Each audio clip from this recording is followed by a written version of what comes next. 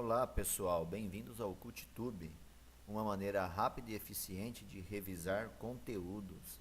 Eu sou o professor Alexandre e nesta aula vamos falar um pouquinho de forma rápida da regionalização da Europa. A Europa, como nós podemos notar neste mapa, é este pequeno continente aqui, situado totalmente no hemisfério norte. Vamos relembrar o que significa regionalização. Quando nós falamos em regionalizar, nós estamos falando de uma maneira de dividir o espaço geográfico com algum critério e com algum objetivo. Isso se aplica a continentes, países e no espaço mundial também. Existem várias formas de a gente regionalizar a Europa. Isso vai depender do autor, da ciência, do que se quer abordar sobre esse continente, do aspecto que se pretende destacar, dentre outras coisas. Em livros didáticos, em apostila, normalmente se usam dois tipos de regionalização, uma baseada nos aspectos econômicos e outra baseada na história e na geopolítica desse continente. Vamos observar esse mapa. Ele vai nos ajudar a ter uma ideia aproximada de uma forma de regionalizar a Europa que leve em conta, principalmente, a economia dos países. Neste ponto de vista, do ponto de vista econômico, nós podemos regionalizar a Europa nessas partes aqui, ó. Europa Ocidental é a parte mais desenvolvida do continente europeu. Nesta parte nós temos aqui Portugal, Espanha, França, Bélgica, Países Baixos, também conhecido como Holanda, Luxemburgo, o Reino Unido e a Irlanda. Então veja bem, aqui nós temos países como a França, por exemplo, e o Reino Unido, que são países altamente industrializados, país de industrialização antiga, país que possui excelentes fatores de produção e que seus índices socioeconômicos também são muito elevados a nível mundial. Temos aqui a Europa Central. Nesta parte nós temos um país que se destaca, que é a Alemanha. A Alemanha é um país altamente industrializado, possui excelentes níveis socioeconômicos, é uma potência tanto dentro do continente como no âmbito mundial. Aqui nós temos alguns países nessa Europa Central que pertenciam à antiga esfera socialista.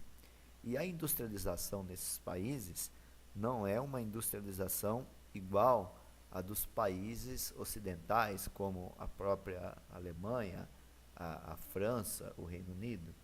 Inclusive, a parte leste da Alemanha também passa por processos de mudanças econômicas para adaptar a economia capitalista. Nós temos aqui a Europa Meridional, esta parte verde, que significa Europa do Sul, a parte sul da Europa, banhada aqui pelo mar Mediterrâneo. A semelhança da Europa Central, aqui existem alguns países que pertenciam à esfera socialista. Então, como nós já havíamos falado, esses países possuem uma economia em transição para o capitalismo, estão fazendo alguns ajustes. O grande destaque aqui na Europa Meridional é a Itália, em especial o norte da Itália. A Itália é um país altamente industrializado, possui muitas multinacionais que estão presentes em várias partes do mundo. Temos a Grécia, que ultimamente vem passando por alguns problemas socioeconômicos, mas que possui uma indústria turística muito destacada a nível continental e a nível mundial também.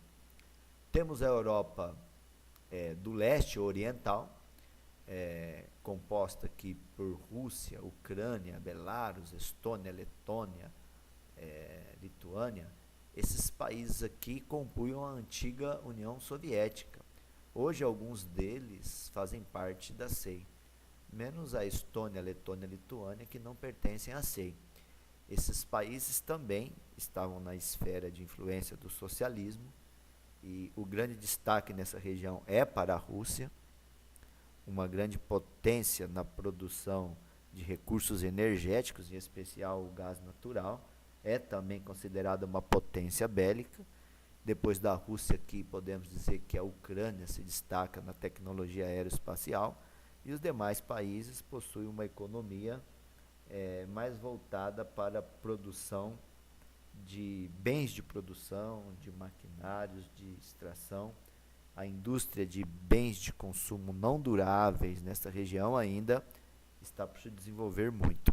Por fim, nós temos a Europa setentrional ou do norte, composta por Finlândia, Suécia, Noruega, Dinamarca e Islândia. Se nós escolhermos um país aqui para se destacar do ponto de vista industrial, nós ficaríamos com a Suécia.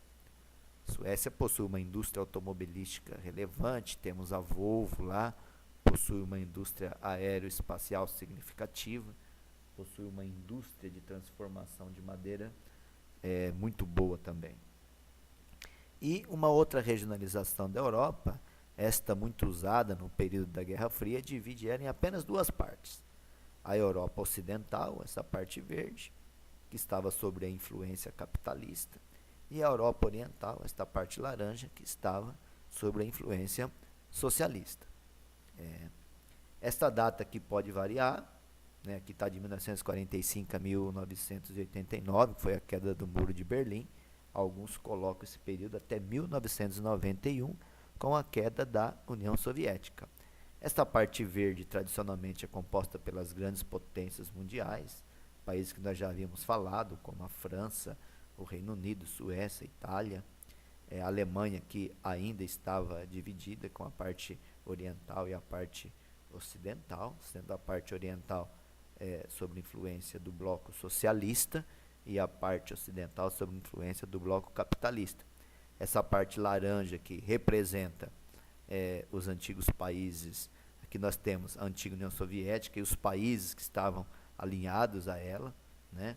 Polônia, Bulgária, Romênia, a Iugoslávia com algumas divergências, mas era um país de orientação socialista, e esses países, ultimamente, como nós já falamos, a Rússia foi a grande herdeira da União Soviética, é uma potência do ponto de vista energético e bélico, e os demais países possuem uma indústria de base, uma indústria de transformação relevante, porém uma indústria de bens de consumo não duráveis ainda por se desenvolver.